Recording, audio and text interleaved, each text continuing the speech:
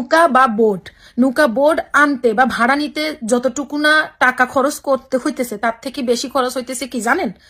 যে ট্রাকে করে নৌকা বা যে ট্রাকে করে বোট আনতেছে না, ওই ট্রাক ড্রাইভার ভাইগুলার দৃষ্টি আকর্ষণ করতেছি, একটু দয়াবান হন না। আপনারা 15,000, 20,000, 25,000, 15,000, 20,000 টাকা নিচ্ছে, আপনারা ট্রাকই চালাবেন না। আপনারা একটু দয়াবান হন না। আরে মানুষ যাদের জন্য আপনারা সাহায্যের হাত বাড়াচ্ছেন তারা তো কখনোই হয়তো আমাদের কাছ থেকে সাহায্য লাগতো না তাদের।